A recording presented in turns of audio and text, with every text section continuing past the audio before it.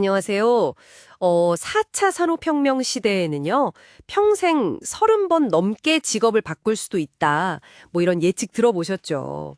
그야말로 평생 이직이 뭐랄까 당연해지는 시대가 올 수도 있다는 건데요. 이런 격변기에 당신의 학습, 또 경력 관리는 어떻게 달라져야 할까요? 오늘은 EBS 교육대 토론 내용을 좀 깊이 보면서요. 이 거대한 변화가 한국 교육 시스템에 던지는 아주 근본적인 질문들, 이걸 좀 파헤쳐 보겠습니다. 네, 오늘 저희가 살펴볼 자료는요. 그 EBS 토론에 참여했던 국회의원, 교수님들, 또 연구원분들, 다양한 전문가들의 정말 치열했던 논의입니다. 네네. 저희 목표는 단순히 내용을 요약하는 걸 넘어서요. 지금 한국 교육이 딱 마주한 가장 큰 과제가 뭐냐, 그리고 미래 인재를 키우려면 어떤 방향 전환이 시급한가, 그리고 이 모든 논의가 바로 지금 듣고 계시는 당신에게 어떤 의미가 있는지 그 핵심을 좀 명확하게 짚어보려는 겁니다. 좋습니다. 그럼 시작하기 전에 4차 산업혁명, 이게 정확히 뭔가 잠깐만 짚어볼까요? 뭐 인공지능, AI, 사물 인터넷, IoT, 빅데이터 이런 기술이 핵심이고요. 그렇죠. 모든 게 연결되는 초연결 사회. 네, 현실과 가상이 막 융합되는 세상, 하드웨어 중심에서 이제 소프트웨어, 서비스 중심으로 산업 구조 자체가 확 바뀌는 거대한 흐름인 거죠. 바로 그 지점입니다. 거기서 현재 우리 교육의 한계가 더 선명하게 보이는 거죠. 학교 교육은 여전히 지식 암기, 그리고 대학 입시라는 그 단일 목표. 아, 입시요. 네, 여기에 좀 매몰돼 있다는 비판에서 자유롭지가 못해요. 그 미래학자 유벌 하라리도 경고했잖아요. 지금 교실에서 배우는 지식 상당 부분이 아이들이 어른 됐을 땐 어쩌면 쓸모없을 수도 있다. 그 말이 참 무섭더라고요. 네, 미래 사회가 요구하는 건 뭐 창의력, 비판적 사고, 복잡한 문제 해결 능력 이런 건데 지금 교육 현실하고는 그 사이에 너무 큰 간극, 차이가 있다는 겁니다, 사실은. 이게 비단 학교 교육만의 문제는 또 아니잖아요. 평생학습 중요성은 계속 커지는데 우리나라 평생교육 참여율은 OECD 국가 중에서도 좀 낮은 편이라고 하고요. 맞아요. 좀 안타깝죠. 학교 졸업하면 이제 공부는 끝이다. 이런 인식도 여전하고 배우고 싶어도 시간 내기 어려운 뭐랄까 좀 경직된 시스템도 문제로 계속 지적되고요. 네. 네. 그래서 그런 현실 진단 위에 여러 변화 방향이 제시됐습니다. 우선 학교 교육의 무게중심이 가르치는 것에서 학생 한 명 한 명의 학습 성공을 지원하는 쪽으로 옮겨가야 한다. 여기엔 다들 동의하시더라고요. 학습 성공 지원이요? 네, 그러려면 이제 획일적인 교육에서 벗어나야죠.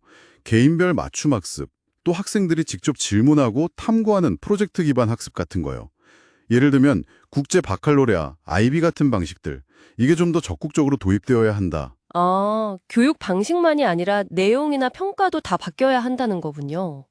특히 그 과목 간의 벽을 허물고 창의성이나 협업 능력처럼 그러니까 AI가 대체하기 어려운 인간 고유의 역량 있잖아요. 네네, 그렇죠. 그걸 키우는 데 집중해야 한다. 이 주장이 참 인상 깊었어요. 평가 방식도 지필고사 위주에서 벗어나서 과정을 중시하는 수행평가 강화하자는 논의도 있었고요. 근데 이건 또 교사에 대한 신뢰 문제랑 맞물려서 간단치는 않아 보이던데요. 아, 그거 흥미로운 지점인데요. 그 평가 방식 변화 논의가 결국 교사의 역할 변화 요구하고도 딱 맞닿아 있습니다. 이제 교사가 단순히 지식 전달자가 아니라 학생들의 학습 여정을 안내하는 뭐랄까 가이드이자 멘토가 되어야 한다는 거죠. 아, 역할 자체가 바뀌는군요. 네, 수학 교육만 봐도요. 복잡한 미적분 문제풀이 능력보다 어쩌면 불확실한 데이터 속에서 의미를 찾아내는 확률, 통계적 사고력, 이게 더 중요해질 수 있다는 분석도 나왔어요. 이건 미래 사회가 요구하는 수리력의 정의 자체가 변하고 있다는 걸 좀 보여주는 거죠. 그럼 평생교육 분야에서는 어떤 제안들이 있었나요? 평생 이직 시대 대비하려면 개인이 계속해서 새로운 기술, 지식을 배워야 할 텐데요. 맞습니다.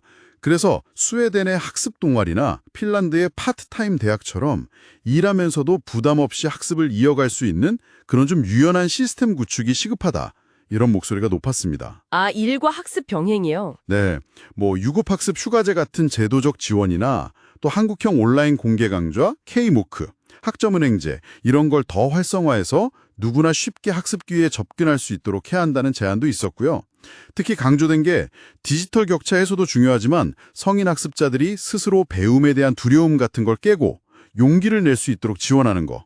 그런 사회적 분위기가 중요하다는 점이었어요. 한국직업능력개발원에서 제시한 평생직업교육 4.0이란 개념도 이런 맥락에서 나온 거고요.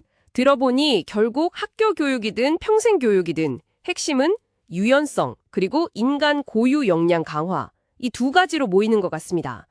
교육 시스템 자체도 노동시장도 변화에 빨리 적응할 수 있게 유연해져야 하고 그렇죠.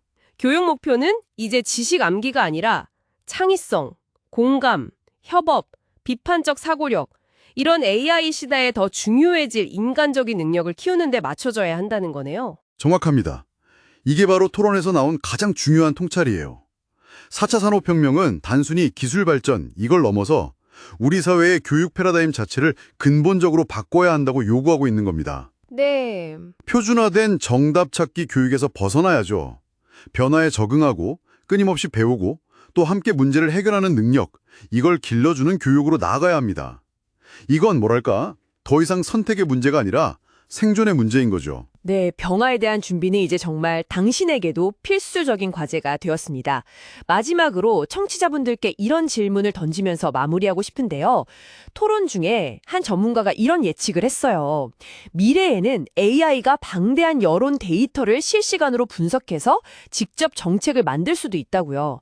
만약 기계가 이렇게 많은 생각과 실행을 대신하게 된다면 우리 인간에게 더욱 중요해지는 고유한 가치와 역할은 과연 무엇일까요?